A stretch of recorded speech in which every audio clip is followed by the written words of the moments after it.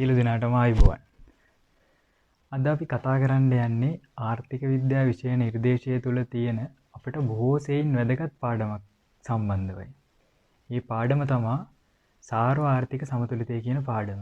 මේ පාඩම ගැන සම්බන්ධයෙන් කතා කරනකොට ආර්ථික විද්‍යා විෂය නිර්දේශය තුළ 12 13 ලෙස පාඩම් 12ක් තිබෙනවා. මෙන්න මේ පාඩම් 12 අතරින් 6 වන පාඩම තමයි සාර්ව ආර්ථික සමතුලිතය කියන්නේ.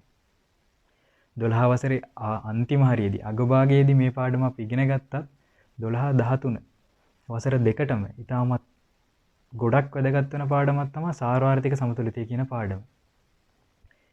මේ පාඩම සම්බන්ධයෙන් කතා කරනකොට අප කතා නොකරම බැරි කරුණු තුනක් තියෙනවා.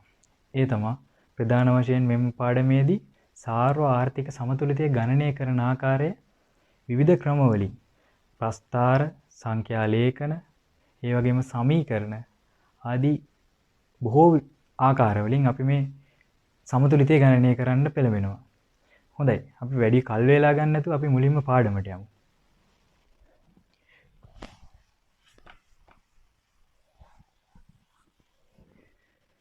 මේ පාඩම පටන් ගන්න කලින් අපි මුලින්ම බලමු සාර්වාර්ථිකය කියන්නේ මොකක්ද කියලා.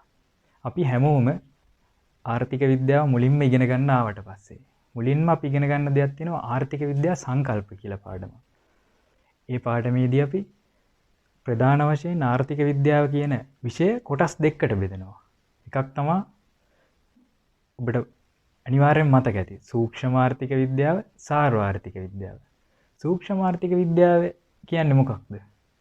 ඔබ ඔබගේ මොළයට තට්ටුවක් දීලා පොඩ්ඩක් අහලා බලන්න. මොකක්ද සූක්ෂම ආර්ථික විද්‍යාව කියන්නේ? සූක්ෂම ආර්ථික විද්‍යාව කියන්නේ ආර්ථික විද්‍යාත්මකම ආර්ථිකයේ තිබෙන කුඩා එකකවල හැසිරීම අධ්‍යයනය කිරීමයි. අපි බලමු සූක්ෂම ආර්ථික විද්‍යාවට අයත් වෙන කරුණු මොනවාද කියලා. මම බෝඩ් එකේ ලියන්නම්. ඉල්ලුම. හොඳට මතක තියාගන්න ඉල්ලුම කියන්නේ භාණ්ඩයක ඉල්ලුම. සැපයුම. පිරිවැය. ඉල්ලුම, සැපයුම, පිරිවැය. එතකොට මතක තියාගන්න භාණ්ඩයක ඉල්ලුම, භාණ්ඩයක සැපයුම, භාණ්ඩයක පිරිවැය. තවත් වැදගත් දෙයක් තියෙනවා. මොකද්ද? මිල. ඒකත් මොකද්ද? භාණ්ඩයක මිල. තවත් උදාහරණ දැක්කොත් ඔන්න ඔබට දැන් ඩිස්ප්ලේ එකෙන් බලා ගන්න පුළුවන්. සූක්ෂම ආර්ථික විද්‍යාවට අයත් වන මාතෘකා. භාණ්ඩයක වෙළඳපොළ තුල ඉල්ලුමෙහි හැසිරීම. යම් භාණ්ඩයක වෙළඳපොළ තුල සැපයුමෙහි හැසිරීම. භාණ්ඩයක වෙළඳපොළ තුල මිල තීරණය වන ආකාරය. ව්‍යාපාර ආයතනයක පිරිවැය හැසිරෙන ආකාරය. ව්‍යාපාර ආයතනයක් ලාභ උපරිමය කරන ආකාරය. භාණ්ඩයක් සම්බන්ධ පාරිභෝගිකයන්ගේ හැසිරීම. දැන් අපි බලමු සාර්වාර්ථික විද්‍යාව කියන්නේ මොකක්ද කියලා. අපේ පාඩමට බොහෝසේ වැදගත් වෙන මේ සාර්වාර්ථික විද්‍යාව කියන්නේ. සාර්වාර්ථික විද්‍යාව කියන්නේ ආර්ථික විද්‍යාව සමස්තයක් වශයෙන් ගෙන එහි ව්‍යුහය හැසිරීම අධ්‍යයනය කිරීමයි. මොකද්ද? ආර්ථිකය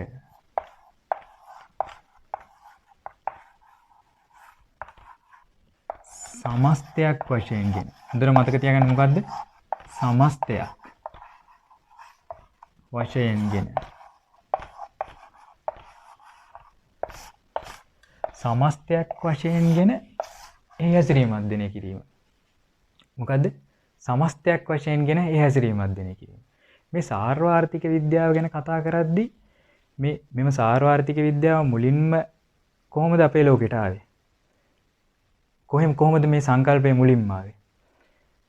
බොහෝ ආර්ථික විද්‍යාඥයන් විවිධ මත ප්‍රකාශ කරලා තිබෙනවා. ඒ අතරින් ඔබට දැන් ඩිස්ප්ලේ එකේ පෙනෙනවා ඇති.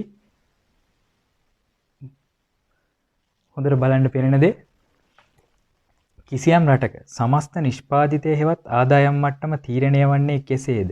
එහි සමතුලිතතාවය තීරණය වන්නේ කෙසේද? සමතුලිතතාවය වෙනස් වන්නේ කෙසේද? පිළිබඳ ප්‍රථම වරට පුළුල් න්‍යායාත්මක ප්‍රවේශයක් ඉදිරිපත් කරන ලැබී ආර්ථික චින්තකයෙකු වූ ජෝන් මේනාඩ් කේන්ස් විසිනි. අන්න අපි හැමෝම දන්නවා ඇඩම් ස්මිත්, ජෝන් මේනාඩ් කේන්ස් වැනි පුද්ගලයන් ආර්ථික විද්‍යාවට බොහෝසේ අපිත් එක්ක සම්බන්ධයි. ආර්ථික විද්‍යාවේ පියා කවුද? ඇඩම් ස්මිත්. අන්න ඒ වගේම අපිට බොහෝසේ වැදගත් පුද්ගලයෙක් තමයි ජෝන් මේනාඩ් කේන්ස් කියන්නේ. මොකක්ද කියලා තියෙන්නේ? කිසියම් රටක සමස්ත නිෂ්පාදිත හේවත් ආදායම් මට්ටම තීරණය වන්නේ කෙසේද? එහි සමතුලිතතාවයේ තීරණය වන්නේ කෙසේද? සමතුලිතතාවයේ වෙනස් වන්නේ කෙසේද? තමයි මොහු තීරණය කළා. අපි මේ පාඩමේ තීරණය කරන්නේ මේ ඉගෙන ගන්න ලබන්නේ සමස්ත නිෂ්පාදිත හේවත් ආදායම් මට්ටම. කොහොමද අප ගණනය කරන්නේ? ඒ වගේම ඒ හොයාගත්ත දත්ත වලින් සමතුලිතතාවයේ තීරණය කරන්නේ කෙසේද? වැනි තොරතුරු තමයි මේ පාඩමෙනුත් අපි හොයාගන්නේ. හරි. මේ පාඩමේදී මම කතා කරන්න බලාපොරොත්තු වෙනවා කිව්වා සාර්වත්‍රිකය යනු කුමක්ද කියලා. හොඳට බලන්න. ඔබට ලකුණු 4ක ප්‍රශ්නයක් ඔබගේ අවසාන ඉලක්කය වෙන්නේ කොහොමද? A level සමත් වෙලා විශ්වවිද්‍යාලයකට ප්‍රවේශ වීමනේ. ඔබ විශ්වවිද්‍යාලයකට ප්‍රවේශ වෙන්න ඕන නම් ඔබ අනිවාර්යෙන් ලකුණු 75ට වඩා ආර්ථික විද්‍යාව විෂයට ගන්න ඕනේ. මේ 75 ලකුණ කරා යනකොට අනිවාර්යෙන් අපිට මේ ලකුණු කියන දේ බොහෝ වැදගත්. දැන් සමහර විට මෙහෙම අහන්න ඉඩ තියෙනවා. සාර්වත්‍රිකය යනු කුමක්ද? සාර්වත්‍රිකය යනු කුමක්ද? කියලා ප්‍රශ්නයක් ඇහුවොත් ලකුණු 4කට හරියට උත්තරයක් දෙන්නේ කොහොමද කියලා මම ඔබට පෙන්눔 කරලා තියෙනවා. ඔන්න බලන්න දැන් ඩිස්ප්ලේ එකේ විදිස් වෙනවා. ආර්ථිකය සමස්තයක් වශයෙන් ගෙන එහි හැසිරීම විශ්ලේෂණය කිරීම සාර්වත්‍රික විද්‍යාව නම් වේ. මම මුලින්ම මේ බව කිව්වා. මෙහිදී ආර්ථිකයේ ප්‍රධාන පැතිකඩ දෙකක් කෙරෙහි අවධානය යොමු කරනවා. මොකද්ද? ආර්ථිකයේ කෙටි කාලීන හැසිරීම, ඒ වගේම ආර්ථිකයේ දිගු කාලීන හැසිරීම. ආර්ථිකයේ කෙටි කාලීන හැසිරීම. කෙටි කාලීන හැසිරීම වශයෙන් අධ්‍යයනය කරන්නේ සමස්ත නිමවුම, ආදායම, සේවා නියුක්තිය වැනි විචල්යන්ගේ කෙටි කාලීන ආර්ථිකයේ ඇතිවන උච්චාවචනයන්. අන්න සමස්ත නිමවුම, ආදායම, සේවා නියුක්තිය වැනි විචල්යන්ගේ කෙටි කාලීන ආර්ථිකයේ ඇතිවන උච්චාවචනය. මොකද කෙටි කාලීනයේ ඇතිවෙනවා. ඔන්න දෙවෙනි පැත්ත. ආර්ථිකයේ දිගු කාලීන හැසිරීම. දිගු කාලීන හැසිරීම මගින් අධ්‍යයනය කරන්නේ ආර්ථික වෘද්ධිය, උද්දමන අනුපාතය වැනි දිගු කාලීන ආර්ථිකයේ ඇතිවෙන උච්චාවචනය. හොඳට මතක තියාගන්න මේ මොකක් සම්බන්ධවද කතා කරන්නේ? සාර්වත්‍රිකය යනු කුමක්ද කියන්නේ? මුලින්ම ලියන ආර්ථිකයේ සමස්තයක් වශයෙන් ගෙන එහි ව්‍යුහය හැසිරීම විශ්ලේෂණය කිරීම සාර්වත්‍රික විද්‍යාව නම් වේ කියලා. ඒ වගේම ඊට පස්සේ තව පොයින්ට් දෙකකින් ලියන ආර්ථිකයේ කෙටි කාලීන හැසිරීම, ආර්ථිකයේ දිගු කාලීන හැසිරීම කියලා පොයින්ට් දෙකකින් ලියලා ඒ දෙක විස්තර කරනවා. මොකද? අන්න ආර්ථික වෘද්ධිය වේගවත් කිරීම, ආර්ථික ස්ථායීතාවය තහවුරු කිරීමට අදාළ ප්‍රතිපත්ති සකස් කිරීම මෙවැනි විශ්ලේෂණයක අරමුණ වේ. අන්න මේ වගේ සාර්වත්‍රික විද්‍යාව කියලා අපි විශ්ලේෂණය කරන්නේ ආර්ථික වෘද්ධිය වේගවත් කිරීම, ආර්ථික ස්ථායීතාවය තහවුරු කිරීමට අදාළ ප්‍රතිපත්ති සකස් කිරීම. අන්න ගොඩක් වැදගත්. මේ ආර්ථික විද්‍යාව කියන විෂය පත්‍රයේම හැදිලා තියෙන්නේ මොකද? ප්‍රතිපත්ති. අපි ටීවී එකේ දැක්කත් ප්‍රතිපත්ති, අර ප්‍රතිපත්ති, මේ ප්‍රතිපත්ති ගැන කතා කරනවා. අන්තිමට අපි දන්නේ මොකද්ද ප්‍රතිපත්ති කියලා. ප්‍රතිපත්ති හදපු කෙනාවත් අන්තිමට දන්නේ ප්‍රතිපත්තිය මොකද්ද කියලා. හොඳට මතක තියාගන්න. ආර්ථික වෘද්ධිය වේගවත් කිරීම, ආර්ථික ස්ථායීතාවය තහවුරු කිරීමට අදාළ ප්‍රතිපත්ති සකස් කිරීම තමයි මෙවැනි විශ්ලේෂණයක අරමුණ. හොඳයි. හරි. දැන් බලමු සාර්වත්‍රික විද්‍යාවට අයත් මාතෘකා මොනවද කියලා. පළවෙනි එක තමයි රටක පොදු මිල මට්ටමේ ඉහළ යෑම හෙවත් උද්දමනය. මොකද්ද පොදු මිල මට්ටම කියන්නේ? මම වරහන් ඇතුලේ දාලා තියෙනවා. සියලුම භාණ්ඩ හා සේවාවල මිල ගණන් වල සාමාන්‍ය අගය. දෙවෙනි මාතෘකාව මොකද? රටක සමස්ත සේවා නියුක්තිය. සේවා වියුක්තිය. තුන්වෙනි එක රටක සමස්ත නිමවුම් හෙවත් දලදේශීය නිෂ්පාදිතය. හතරවෙනි සංකල්පය රටක මුළු අපනයන හා ආනයන. පස්වෙනි එක රටක විදේශ විනිමය අනුපාතය. 6 රටක මුළු මුදල් සැපයීම. මෙන්න මේ වගේ මාතෘකා 6ක් මම දැම්මා සාර්වත්‍රික ආර්ථික විද්‍යාවට මාතෘකාවලට උදාහරණ ලෙස. දැන් ඔබ හොඳට දන්නවා සාර්වත්‍රික කියන කුමක්ද කියලා ප්‍රශ්නයක් ඇහුවොත් ලකුණු 4න් 4යි. ඒක ඕකේ. දැන් අපි බලමු සාර්වත්‍රික සමතුලිතය කියන්නේ මොකක්ද කියලා. ඔන්න සාර්වත්‍රික සමතුලිතය කියලා කතා කරනකොට මම කියවනේ මුලින්ම සාර්වත්‍රික සමතුලිතය හොයන්න පුළුවන් ආකාර ගොඩක් තියෙනවා. ඒ අතරින් සාර්වත්‍රික සමතුලිතය කියන්නේ මොකක්ද කියලා සරලව කිව්වොත් අපි මෙහෙම හොඳට මතක තියාගන්න. අපි හැමෝම මොකක් හෝ රැකියාවක නිරත වෙනවා. අපේ අම්මලා තාත්තලා හෝ කවුරු හරි රැකියාවක නිරත වෙන්න මොකද්ද ප්‍රධාන අභිප්‍රාය? මොකක්ද? ආදායම. අන්න ආදායම අපි ගන්න ආදායම හරි.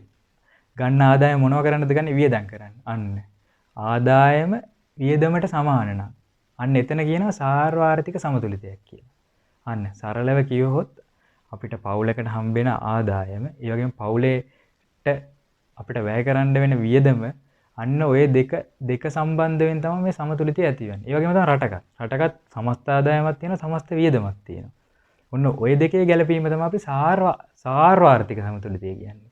ඒතර gedara තියෙන පොඩි සංකල්පෙම තමයි මේ විශාල වශයෙන් අපි මේ පුළුල් කරලා රටටම බලපාන විදිහට මේ එක මේ සමීකරණ දාලා ප්‍රස්ථාර දාලා විවිධාකාර විදිහෙන් මේක හොයන්නේ ඒ විදිහට තමයි. මෙහෙම කියමුකෝ.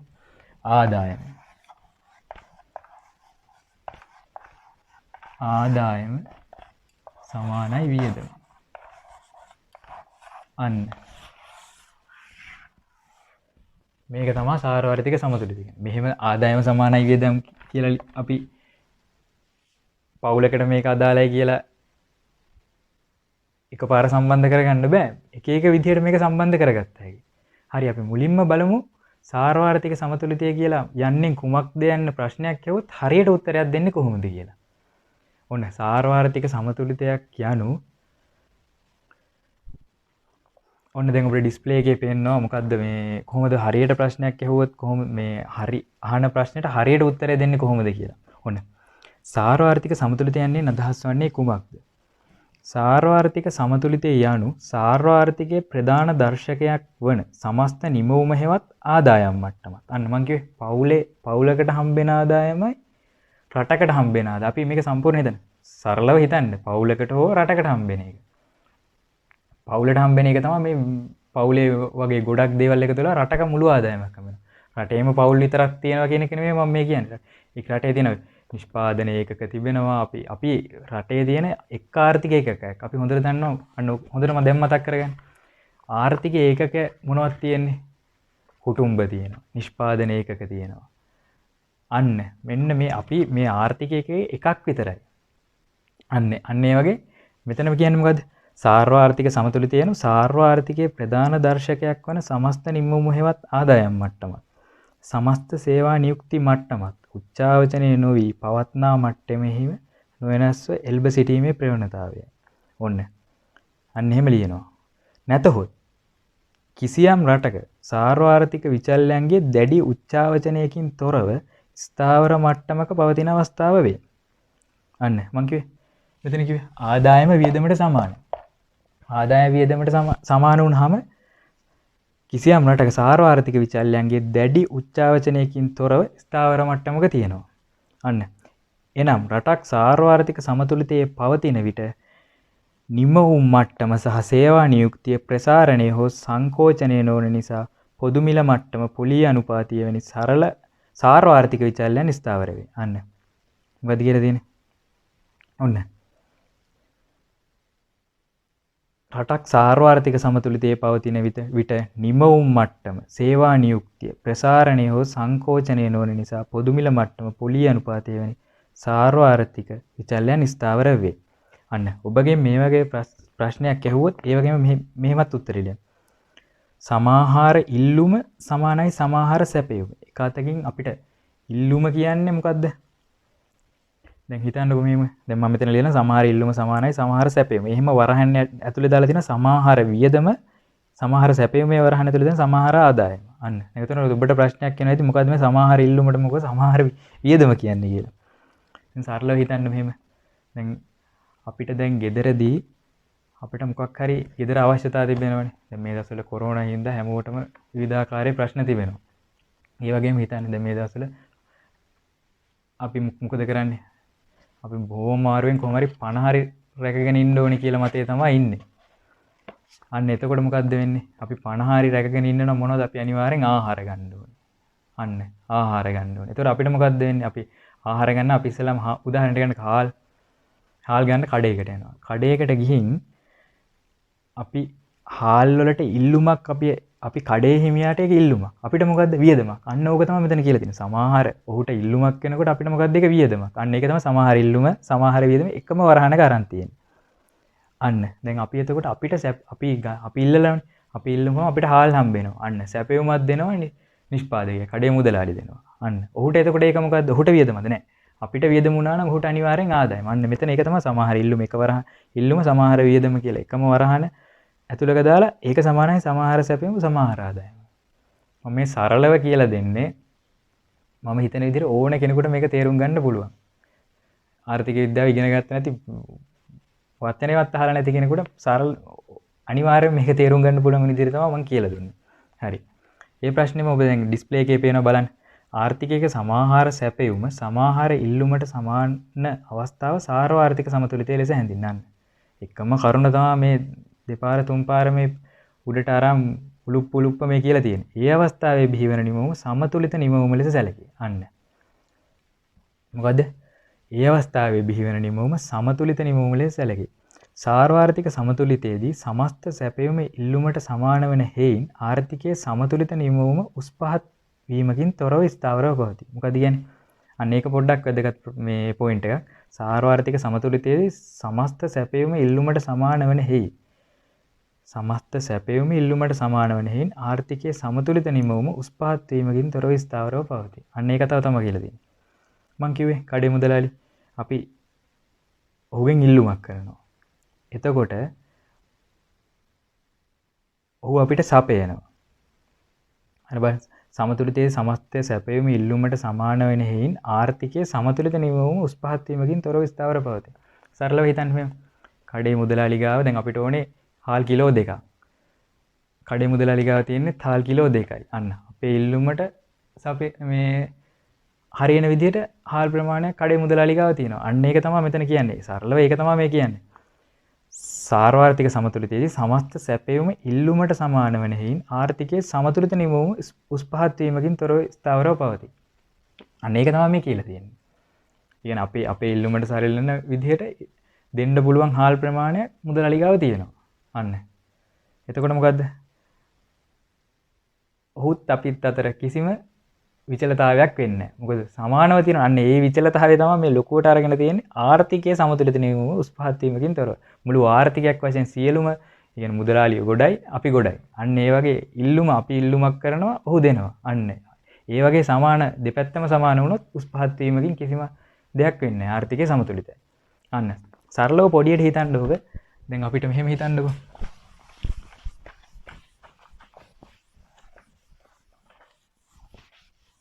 සමහර වෙලට මේ බෝඩ් එකත් මදි ඇති. ඒත් මොකද්ද මුලින්ම ආර්ථික විද්‍යා සංකල්ප වල ඉගෙනගන්න හිගකම. මේ අපිට තියෙන ප්‍රශ්නයක් මේ තසර හිගකම. මොකද හරියට උගන්වනකොට අපිට තියෙන අවම පහසුකනුත් එක්ක අපි හේවට සැලෙන විදිහට තමයි පුළුවන් විදිහට තමයි අපි කියලා දෙන්නේ. ඒක තමයි මට තියෙන හිගකමක් තමයි බෝඩ් එක හිගකම. අන්න දැන් මොකද්ද කතා කර කර හිටියේ අන්න අර උස් පහත් වෙන ඉල්ලුම.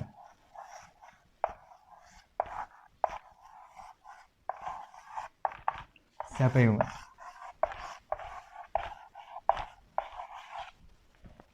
මොකද ඉල්ලුම සැපයුම.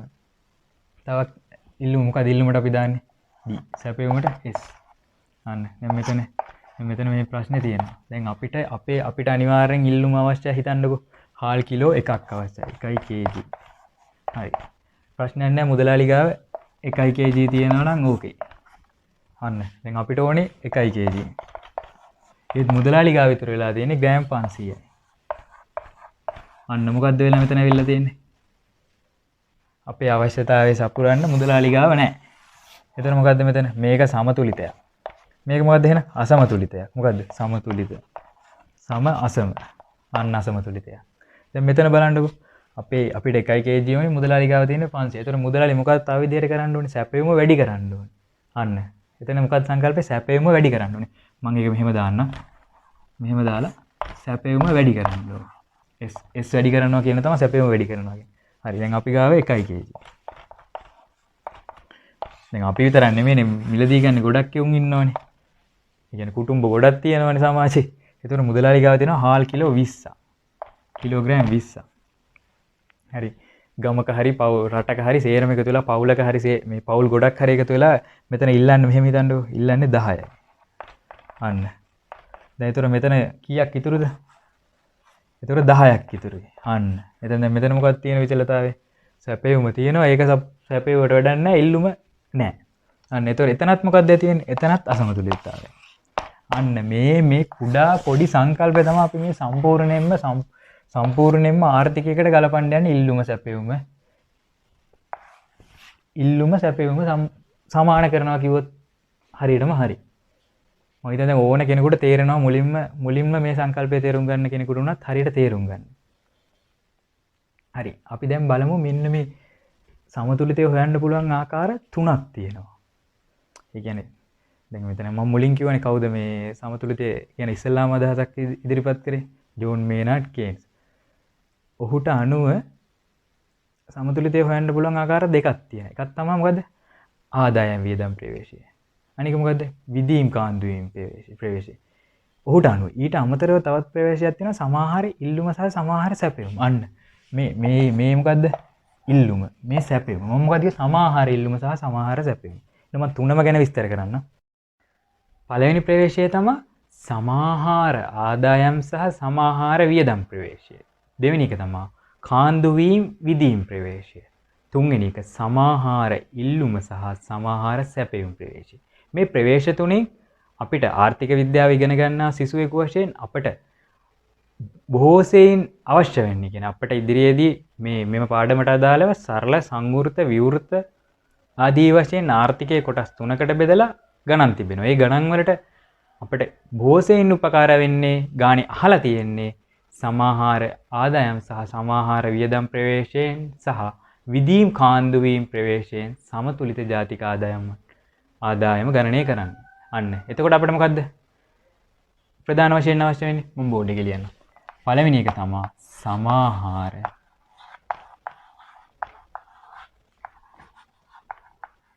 ආදායම සමාහාර වියදම් මොකද ප්‍රවේශය නම් පළවෙනි එක. මේක ලියන්නේ සමාහාර ආදායම y කියනවා සමාහාර වියදම e කියනවා. y සමානයි e යටතේ මෙන්න මෙහෙම තමයි ගන්න. දෙවෙනි එක මොකද? කාන්දු වීම විදීම් ප්‍රවේශය. කාන්දු වීම. මොකද කාන්දු වීම විදීම් ප්‍රවේශය. විදීම් ප්‍රවේශය. මේකේ අපි සංකේතයෙන් දාන්නේ W සමානයි J. මෙන්න මේ දෙක තමයි ප්‍රධානතම ප්‍රවේශ දෙක. අපි ඉස්සරහට ඉගෙන ගන්නෙත් වැඩිදුර ඉගෙන ගන්නෙත් මෙන්න මේ ප්‍රවේශයට අදාළ. ඊට අමතරව තව ප්‍රවේශයක් තියෙනවා. මතක තියාගන්න මේකත් සමාහාර ඉල්ලුම සහ සමාහාර සැපයුම් ප්‍රවේශය.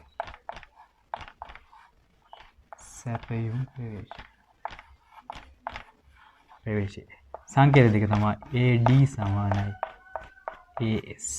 මෙන්න මේ වගේ ප්‍රවේශ පළවෙනි එක, දෙවෙනි එක, තුන්වෙනි එක. මේ දෙක තමයි ප්‍රධාන දෙක. හොඳයි අපි දැන් බලමු සමාහාර ආදායම හා සමාහාර වියදම් ප්‍රවේශය කියන්නේ මොකක්ද කියලා. මේක මම පැහැදිලි කරන්නම් ඔයාලට මේ ප්‍රස්තාරයක් මාර්ගයේ. හොඳට මතක තියාගන්න ප්‍රස්තාරයක් අඳිනකොට ප්‍රස්තාරයක අක්ෂණම් කිරීම බොහෝ සියලුයි.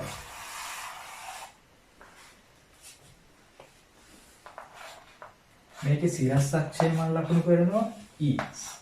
වියදම් රේඛාව. මේ පැත්තේ වැය කළ හැකියි. ආදායම විදියට. E කියලා ලකුණු කරනවා සිරස් රේඛාව YD ලෙස නම් කරනවා. හොඳට මතක තියාගන්න මේ සම්පූර්ණයෙන් මේ සාර්වත්‍රික සමතුලිතය කියන පාඩම ගැන ඉදිරියේදී එන ගණන් දෙස බලනකොට හැම ගානකම වගේ මෙම රේඛාව පදනම් කරගෙන තමයි ගාන හදලා තියෙන්නේ. එතකොට මැදින් මෙන්න මේ වගේ රේඛාවක් යනවා මේ විදිහට.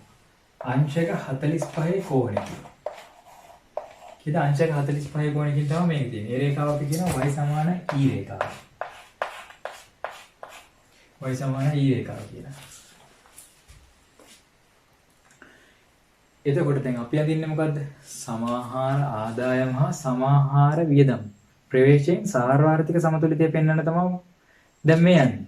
එතකොට y සමානයි e රේඛාව තියෙනවා. ඒ වගේ මේ වගේ යන සමාහා වියදන් රේඛාව.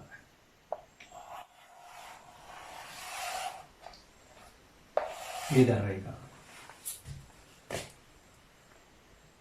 එතකොට මේක තමයි වියදන් රේඛාව. ඒතර අපිට ප්‍රශ්නයක් තියෙනවා වියදන් රේඛාවේ මොනවද තියෙන්නේ? වියදන් රේඛාවේ තියෙනවා සාමාන්‍යයෙන් අපි මම කලින් කිව්වනේ මොකද්ද?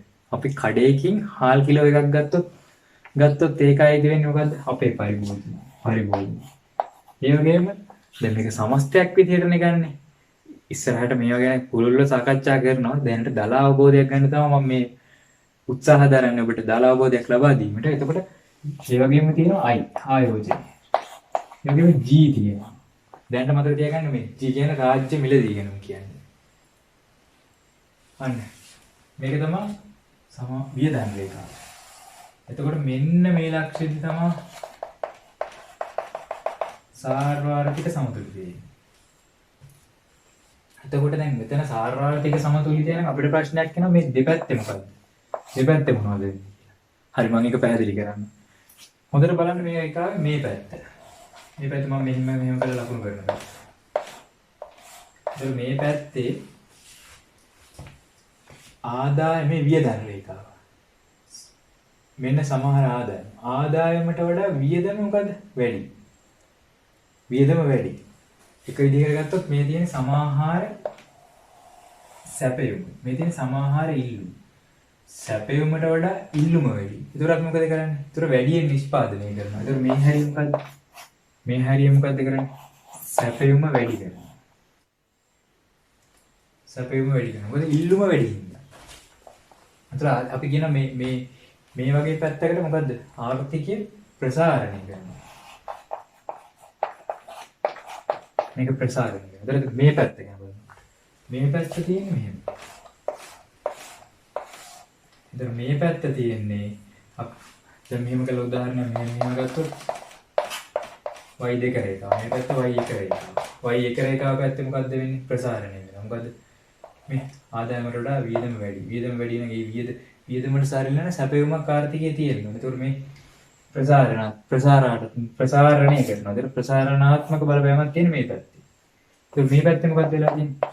මේ පැත්තේ මේ වියදම. මේකෙම අනිත් පැත්ත මේ තියෙන්නේ. මේ තියෙන්නේ මොකද්ද? සමාහාර සැපයුම. මේ සමාහාර සැපයුම. ඒතර සමාහාර සැපයුම වැඩි මේ සමාහාර ඉල්ලුම. මේ තියෙන්නේ. කියන්නේ වියදමට වඩා ආදායම වැඩි. අන්න මොකද්ද ඒක කරන්නේ? එතන මොකද්ද කරන්නේ? එතකොට කරන්නේ එතකොට සංකෝචනය. එතන මොකද්ද කරන්නේ? සංකෝචනය වෙනවා කියන්නේ. එතකොට කරන්නේ මොකද්ද? එතකොට කරන්නේ දැන් මෙතන සැපෙවුම අඩු කරනවා. දැන් ඉල්ලුම තියෙන මෙච්චරයි, වියදම මෙච්චරයි. එතන සමස්ත සැපෙවුමක් තියෙනවා. අන්න එතකොට මේ පැත්ත සංකෝචනාත්මක බලපෑම.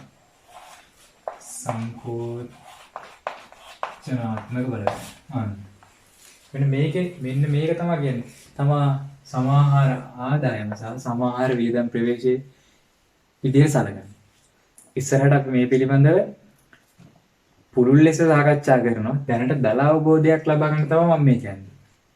අපිට දැන් ඩිස්ප්ලේ එකේ පෙන්නුම් කරන ඔන්න බලන්න ඔන්න නෝට් එක. සමාහාර ආදායම. එක පැත්තකින් ඉඳන් ප්‍රස්ථාරය. ඔන්න මුලින්ම ප්‍රස්ථාරය පෙන්වනවා. මේ විදිහටම ප්‍රස්ථාරය තියෙනවා. හදපු එක. y රේඛාව e රේඛාව හොඳට බලන්න. e සමානයි c ධන i ධන g ධන x ඍණ a. ඒ කියන්නේ දැන් හිතන්න එපා ඉදිරියේදී මම තවදුරටත් ඒක මතක තියාගන්න x ඍණ m කියලා දාලා තියෙන මතක තියාගන්න ඒ වියදමේ සංරචකයක් කියලා මතක තියාගන්න. එතකොට ඔන්න නෝට් එක. සමාහාර ආදායමට y වඩා සමාහාර වියදම e වැඩි වුවහොත් අන්න මොකක්ද දාලා තියෙන්නේ? ඒක නෝ y මේ ඒක තමයි මේ කියලා කියන්නේ.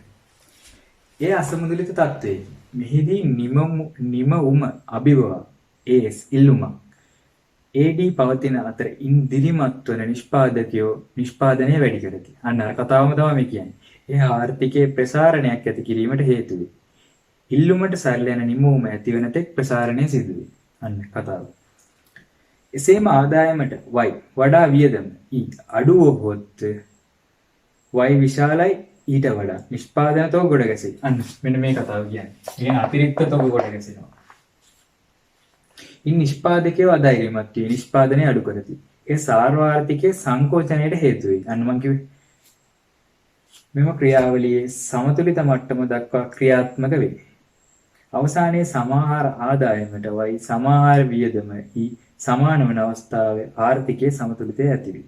ඉහත ප්‍රස්ථාරයේ e ලක්ෂයෙන් ආර්ථිකයේ සමතුලිත අවස්ථාව පෙන්වුම් කරයි. ඒ ආදායම් වියදම් ප්‍රවේශය. මෙන්න මේක තමයි e කියලා කියන්නේ. මේ ඉතින් මට එක ගන්න බැරුණා e. ඔන්න මේක තමයි සමාහාර ආදායම් හා සමාහාර වියදම් ප්‍රවේශය. දැන් අපි කාන්දු වීම විදීම් ප්‍රවේශය කියන්නේ මොකක්ද කියලා. ඔන්න දෙවෙනි ප්‍රවේශය තමයි මොකද්ද? පළවෙනි ප්‍රවේශය සමාහාර ආදායම් සහ සමාහාර වියදම් ප්‍රවේශය. දෙවෙනි එක මොකද්ද? විදීම් හා කාන්දු වීම ප්‍රවේශය. ඔන්න දැන් අපිට ප්‍රශ්නයක් කරනවා විදීම් කියන්නේ මොකක්ද කියලා. කාන්දු වීම කියන්නේ මොකක්ද කියලා. ඔන්න අපිට ආර්ථික ක්‍රියාකාරකම් වල නිරත වීම දෙස බලනකොට විවිධ ක්‍රියාකාරකම් තියෙන රටක් වශයෙන් ආයෝජනය කරනවා. එහම රාජ්‍ය මිලදී ගැනීම තියෙනවා. ඒ වගේම ආනයන අපනයන ඉතුරුම් තියෙනවා. බදු තියෙනවා. අන්න ඔන්න ඔය කාරණා තමයි අපි විදීම් කාන්දු වීම කියලා මේ දෙක කොටස් දෙකකට බෙදන්නේ. ඔන්න මෙහෙම කියමුකෝ. දැන් මම විදීම් මෙහෙම දෙකකට බෙදලා විදීම් ගන්නවා එක පැත්තකට. විදීම් කාන්දු.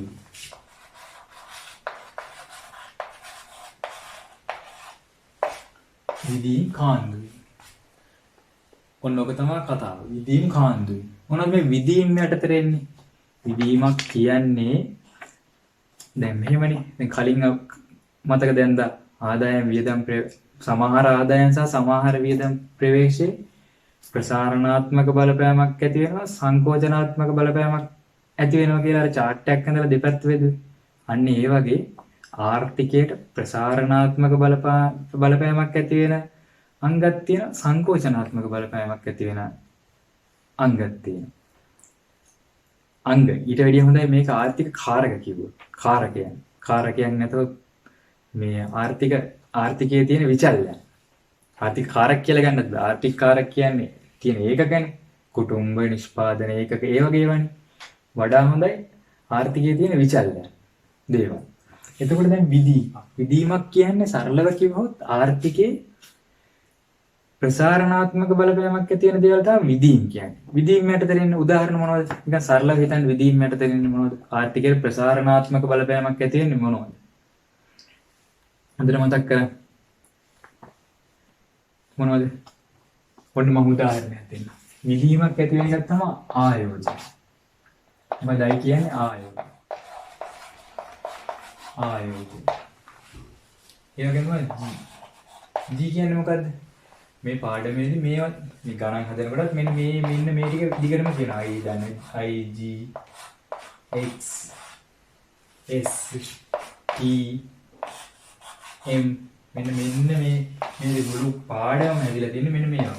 ගණනක් හදුවත් මේවා සම්බන්ධයි. වක්‍රයක් හැන්දත් තත්පෙත් මේ වගේ දත්ත තියෙනවා. මේ දත්ත තමයි දත්වල එකතු තමයි වක්‍ර වලින් පෙන්නන්නේ. ඒතර I ආයෝජනය. G කියන්නේ මොකද්ද? රාජ්‍ය මිලදීම.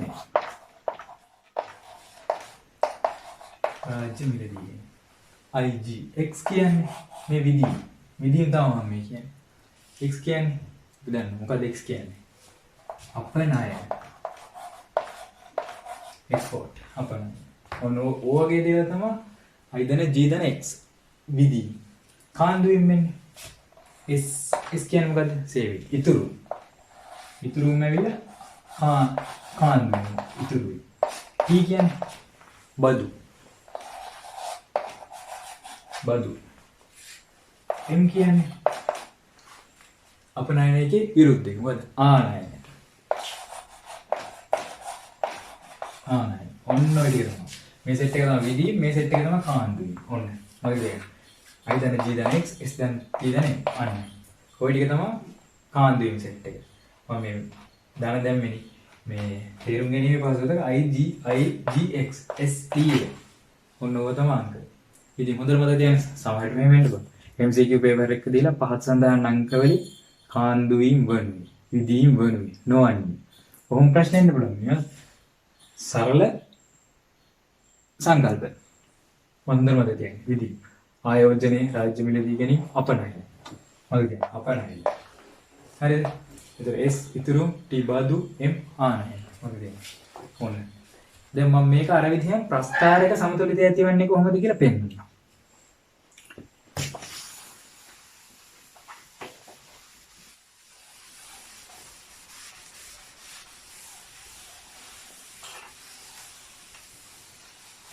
ඉස්සරහට ගණන් හදද්දී මේ වගේ ප්‍රස්ථාර ගානට අනුව අදිනවා. දැන් මේ දල අවබෝධයක් ගන්න තමයි මම මේ ප්‍රවේශ තුන පැහැදිලි කරන්නේ.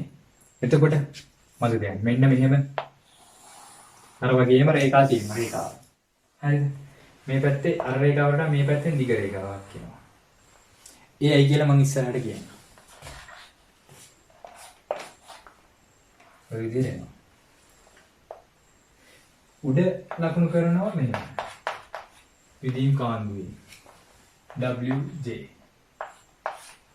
මේ විදිහට. මේ පැත්තේ y අර වගේ y රේඛාව. ඊට පස්සේ මේ පැත්තෙන් මෙහෙම රේඛාවක් එනවා. මොකද රේඛාව? J රේඛාව. මොකද J කියලා කලින් මම කිව්වේ? විදීම් රේඛාව. විදීම් මට දෙන්නේ මොනවද? I ධන G ධන x ඔන්න ඔය රේඛාව. ඊට පස්සේ මේ පැත්තෙන් මෙහෙම රේඛාවක් යනවා. මොකද? W රේඛාව.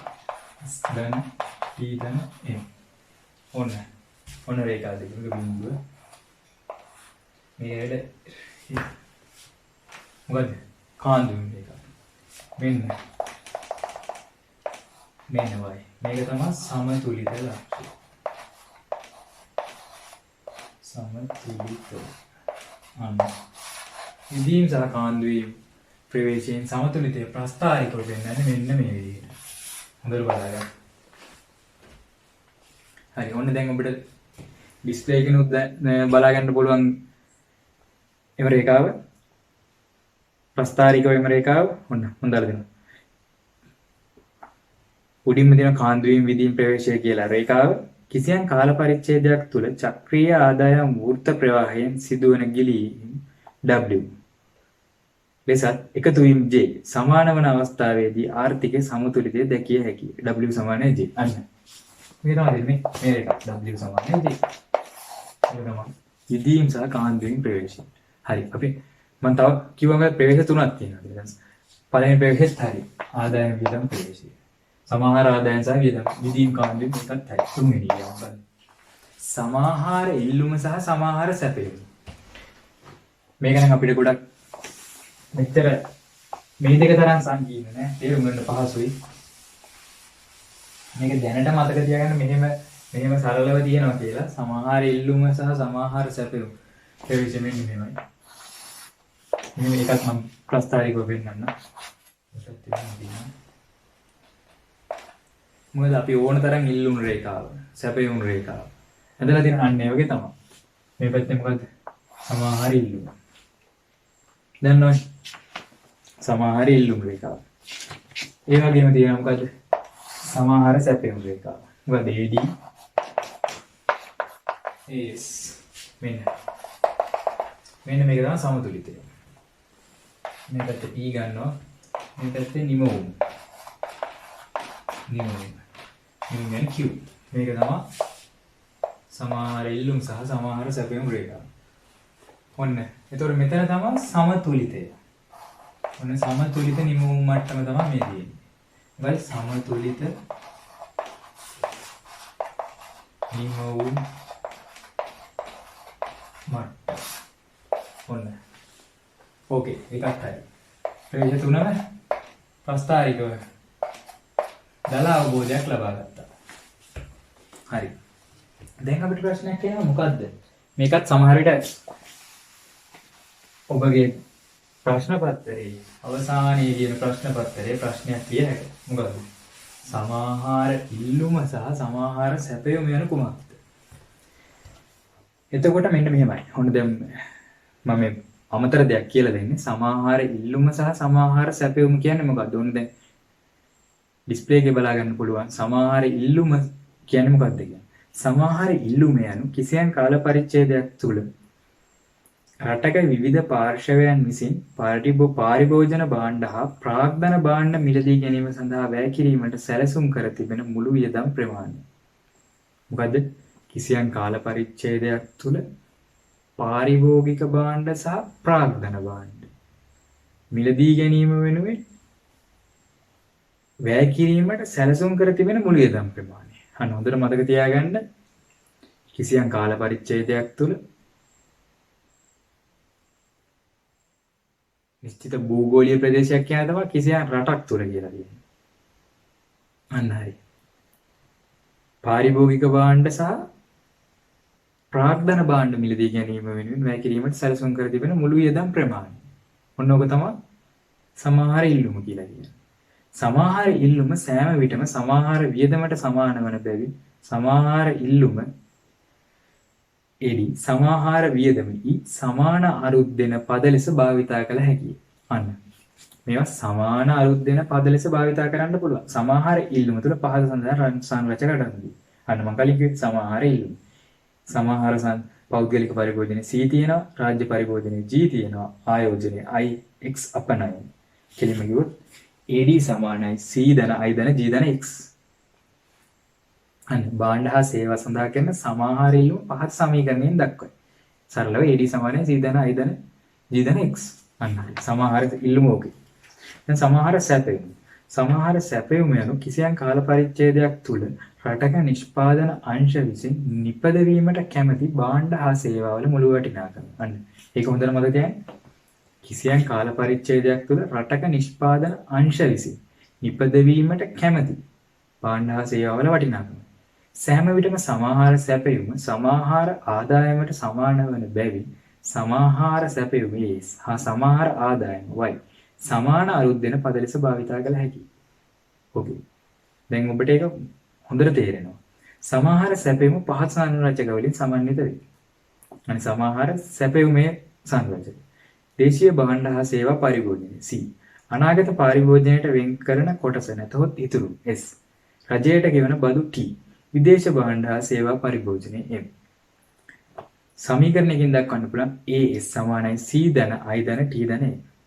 මේ අනුව ආර්ථිකයක සමාහාර ඉල්ලුම සමාහාර සැපයුමට සමාන වන අවස්ථාවේදී සාර්වාර්ථික සමතුලිතය තීරණය වන බව තහවුරු වේ. මම දිගින් දිගටම ප්‍රකාශ කරේ ඒකයි. අන්තිමේට මැදපු රේඛාව සමාහාර ඉල්ලුම සමාහාර සැපයුම. අන්නේ මේ රේඛා දෙක ඡේදනය වෙන තැන තමයි සාර්වාර්ථික සමතුලිතය. කලින් ප්‍රවේශයේ ආදාය වියදම් ප්‍රවේශයේ විදීම් කාන්දුයි.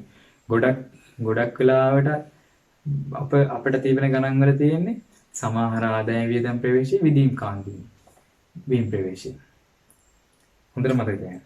ඊපස්සේ තියෙනවා මේ අනුව ආර්ථිකයේ සමස්ත ඉල්ලුම සමස්ත සැපයුමට සමාන වී වෙළඳපොළ සමතුලිතයට පත්වන අවස්ථාවේදී භාණ්ඩ හා සේවා නිෂ්පාදනයේදී ලැබෙන ආදායමට සමාන වියදමක් භාණ්ඩ හා සේවා සඳහා වැය කරන නිසා එම අවස්ථාවේදී වන ආදායම සමතුලිත ජාතික ආදායම ලෙස හඳුන්වනු ලැබේ. අන්න කතන්දරේ.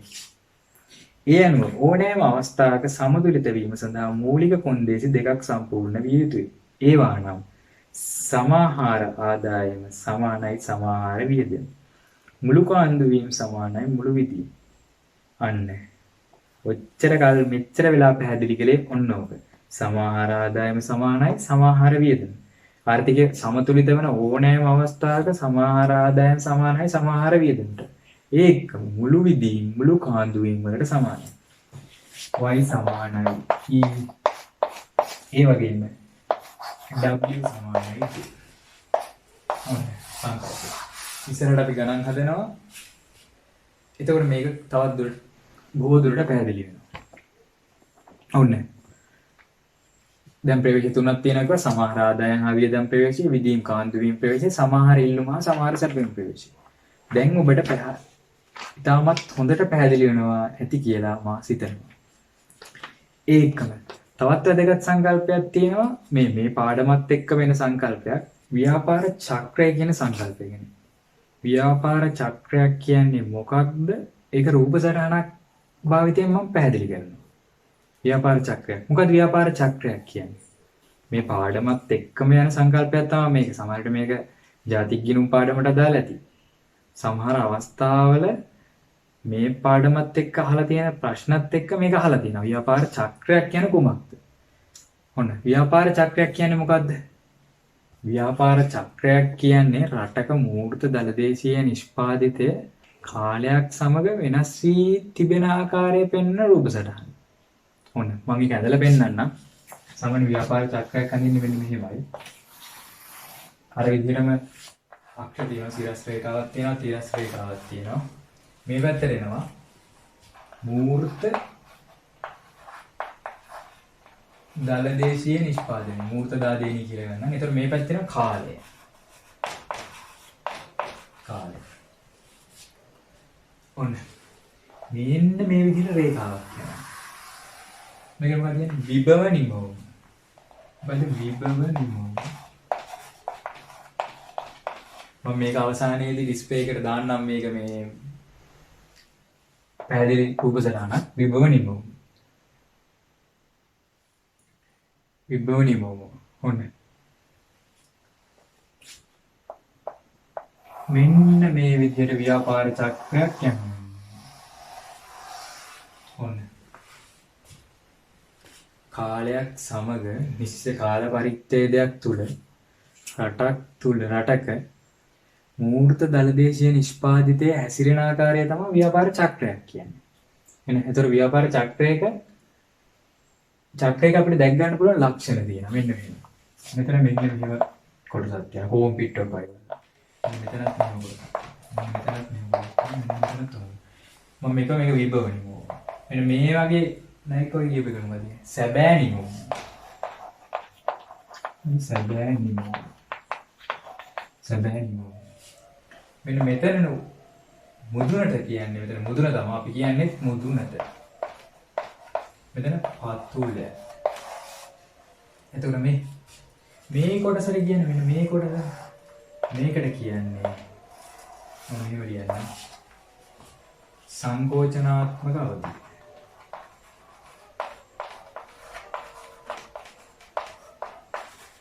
අවධි. මොකද සංකෝචනාත්මක මේ කොටසට කියන්නේ ප්‍රසාරණාත්මක අවධිය.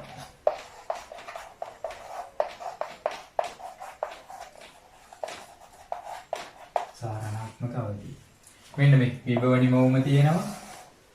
සැබෑ නිමවුම තියෙනවා. මෙන්න මුදුනට හැම වෙලාවෙම මුදුනට මොකද මුදුනට කියන්නේ? විභව නිමවුමට වඩා උඩින් තියෙන්නේ. විභව නිමවුමට වඩා සැබෑ නිමවුම වැඩි නම් අන්න මුදුනටක් හම්බ වෙනවා. ඒ වගේම විභව නිමවුමට වඩා සැබෑ නිමවුම පල්ලෙහායින් තියෙනවා නම් අන්න පසුබතක් හම්බ වෙනවා. මොකද ඒ කියන්නේ? විභව නිමවුමට වඩා උඩින් සැබෑ නිමවුම තියෙනවා නම් මොකද්ද? මුදුනට. අන්න ඒක. විභව නිමවුමට වඩා පල්ලෙහායින් සැබෑ නිමවුම තියෙනවා නම් පතුල. ඔන්න. එතකොට මෙතන බලන්න මේ කොටස කියන්නේ ප්‍රසාර සංකෝචනාත්මක අවධිය. ඔන්න. මොකද්ද? මුදුනට සහ පතුල අතර මෙන්න මේ කොටස තමයි සංකෝචනාත්මක අවධිය. ඒතර මෙතන මේ කොටස කියන්නේ ප්‍රසාරණාත්මක අවධිය. කියන්නේ පතුලේ සහ මුදුනට. පතුලෙන් ඉඳන් මුදුනට යනවා නම් අන්න ප්‍රසාරණාත්මක අවධිය. ඔන්න. මෙන්න මේකට තමයි ව්‍යාපාර චක්‍රයක් කියන්නේ. තව දුරටත් ඔන්න දැන් ඔබට බලා ගන්න පුළුවන්. ඔන්න ව්‍යාපාර චක්‍රයක් කියන කුමක්ද? රූප සටහනක් භාවිතයෙන් පැහැදිලි කරන්න. මේ විදිහට ව්‍යාපාර චක්‍රයක් හදලා තියෙනවා. දැන් මුදුනට තියෙනවා, පතුල තියෙනවා, පසුබැසීමේ අවධියක් තියෙනවා, ප්‍රසාරණාත්මක අවධියක් තියෙනවා. සංකෝචනාත්මක අවධිය,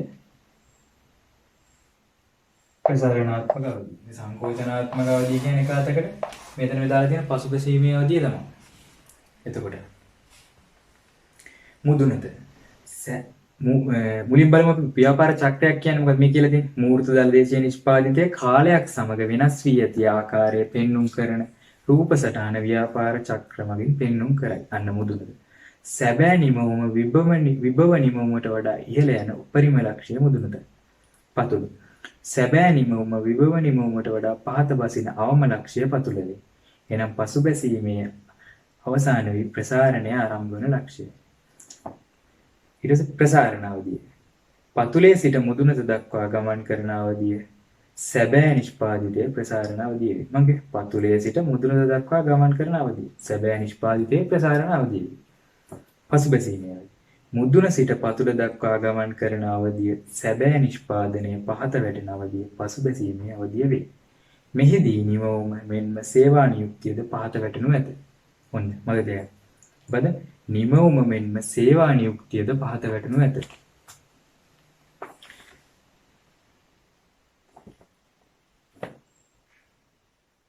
ඔන්න ඊට පස්සේ මොකද ප්‍රසාරණ අවධිය. ප්‍රසාරණ අවධියක කාලය පසුබැසීමේ අවධියක කාලයට වඩා දීර්ඝ වන අතර ව්‍යාපාර චක්‍රයක එක් මුහුණතක සිට තවත් මුහුණතකට ඇති කාලය ව්‍යාපාර චක්‍රයක දිගවන අතර එකම ව්‍යාපාර චක්‍රයක මුදුන අතර දිග එකිනෙකට වෙනස් වේ. ව්‍යාපාර චක්‍රයක දිගු කාලීන උපනතියක් ආර්ථික වෘද්ධිය හෝ ආර්ථික බිඳවැටීමක් ලෙස සැලකේ. ඔන්න හොඳට මතක තියාගන්න මොකද්ද? ප්‍රසාරණ අවධියක කාලය පසුබැසීමේ අවධියක කාලයට වඩා දීර්ඝ වන අතර ව්‍යාපාර චක්‍රයක එක් මුහුණතක සිට තවත් මුහුණතකට ඇති කාලය ව්‍යාපාර චක්‍රයක දිග වේ. ඔන්න දැන් මම හිතනවා සාර්වාර්ථික සමතුලිතය පාඩමත් එක්කම තමයි සාර්වාර්ථික සමතුලිතය පාඩමේ අහන ප්‍රශ්නත් එක්ක මේ ප්‍රශ්නේ ඇසෙන්න පුළුවන්. මොකද ව්‍යාපාර චක්‍රයක් කියන කුමක්ද රූප සටහනක් භාවිතයෙන් පැහැදිලි කරන්නේ. ඔන්න දැන් මම හිතනවා අපිට ඒකත් ඕකේ කියලා. හොඳයි. දැන් මම මෙච්චර වෙලා කතා කරපු දේවල් වල සාරාංශයක් ගන්න. මොකද්ද මුලින්ම කතා කරේ? මුලින්ම කතා කරා සාර්වාර්ථිකය කියන්නේ කුමක්ද කියලා. මොකක්ද සාර්වාර්ථිකය කියන්නේ? මුලින්ම සාර්වාර්ථිකය කියන්නේ ආර්ථිකයේ සමස්තයක් වශයෙන් ගෙන ඒ හැසිරීමක් දෙන එක කියන්නේ. ඒකම කතා කරා සාර්වාර්ථික සමතුලිතය කියන්නේ මොකක්ද කියලා. සාර්වාර්ථික සමතුලිතය ගැන සාකච්ඡා කරනකොට මම විශේෂයෙන් කතා කරා මොකද්ද? ජෝන් මේ සාර්වාර්ථික සමතුලිතයේ සංකල්පය කොහොමද විකාශනය වුනේ කියලා. මුලින්ම මේ පිළිබඳ අදහසක් ඉදිරිපත් කරේ කවුද? කරා කියලා කිව්වේ කවුද? ජෝන් මේනාඩ් කේන්ස් කියන සුප්‍රකට ආර්ථික විද්‍යාඥයා. ඔහු කිව්වේ කොහොමද? කිසියම් රටක සමස්ත නිෂ්පාදිතයේ හෙවත් ආදායම් මට්ටම තීරණය කරන්නේ කෙසේද? එහි සමතුලිත අගය තීරණය වන්නේ කෙසේද? සමතුලිත අගය වෙනස් වන්නේ කෙසේද? අන්න ඔහු ප්‍රකාශ කරේ. ඔන්න ඕවා කොහොමද වෙන්නේ කියලා. එහෙනම් අපිට පේනවා ප්‍රථම වරට අදහසක් ඉදිරිපත් කරේ කවුද? John මේනාඩ් gains. ඊට පස්සේ මම මොකද කිව්වේ? අදහසක් ඉදිරිපත් කරනවත් එක්කම සාර්වාර්ථික සමතුලිතය කියන්නේ මොකක්ද? සාර්වාර්ථික සමතුලිතය කියන්නේ සමාහාර ඉල්ලුම සමාහාර සැපයීමට සමාන වන අවස්ථාව. නැතහොත් සමාහාර ආදායම සමාහාර වියදමට සමාන වන අවස්ථාව. විදි කාන්දුවීම් වලට සමාන වන අවස්ථාව. ඔන්න මේ පිළිබඳ දල අවබෝධයක් මම ඔබට ලබා දුන්නා. ඒ වගේම ඊට පස්සේ මොකද්ද කතා කරේ? සමාහාර ඉල්ලුම යනු කුමක්ද? සමාහාර සැපයීම යනු කුමක්ද? සමාහාර ඉල්ලුමේ සංරචක ගැන වෙන වෙනම කතා කරා. ඒකම සමාහාර සැපයීමේ සංවාදයක් ගැන කතා කරා. පාඩමේ අවසාන හරියෙන් මේ කොටසේ මොකද්ද? මේ සුළු මොහොතකට පෙර මම කිව්වේ. මම එතකොට කිව්වා ව්‍යාපාර චක්‍රයක් කියන්නේ මොකක්ද? ව්‍යාපාර චක්‍රය නිර්වචනය කරන්නේ කොහොමද? ව්‍යාපාර චක්‍රයක් රූප සටහනක් මගින් හරියාකාරව ඇඳලා පෙන්නන්නේ කොහොමද කියලා. හොඳයි. දැන් අපිට පාඩමේ ඉතුරු වෙලා තියෙන්නේ සාර්වාර්ථික සමතුලිතය කියන්නේ මොකක්ද කියලාත් අපි දන්නවා. හොයන විදිහත් දන්නවා. හරි. දැන් එහෙනම් අපි කොහොමද මේක හොයන්නේ? මොන වගේ දේවල්ද අපිට මේකට හොයන්න හම්බෙන්නේ? ඔන්න. මෙන්න මේ එතකොට පොඩි ප්‍රශ්නාර්ථයක් එනවා. එතකොට අපිට මේක අධ්‍යයනයේ පහසුව තකා අපි මේක ප්‍රධාන වශයෙන් කොටස් 3කට බෙදලා අධ්‍යයනය කරනවා. පළවෙනි කොටස තමයි මොකක්ද? සරල ආර්ථිකය කියලා ගන්න. හරිද? සරල ආර්ථිකය. දෙවෙනි එක ගන්නවා සංවෘත ආර්ථිකය. සංවෘත ආර්ථිකය. ගණන් ගන්න බෑ කුරු ගැතයි. සරල ආර්ථිකය සංවෘත ආර්ථිකය. තුන්වෙනි එක තමයි විවෘත ආර්ථිකය. විවෘත ආර්ථිකය. ඔන්න. අපිට අධ්‍යයනයේ පහසුව තකා අපි මේ විදිහට කොටස් තුනකට බෙදනවා. සරල ආර්ථිකය, සංවෘත ආර්ථිකය, විවෘත ආර්ථිකය. දැන් අපිට ප්‍රශ්නයක් එනවා මොකක්ද මේ සරල ආර්ථිකය කියන්නේ? ඒ පිළිබඳව මම කතා කරන්නම් දෙවෙනි වීඩියෝ එකේ.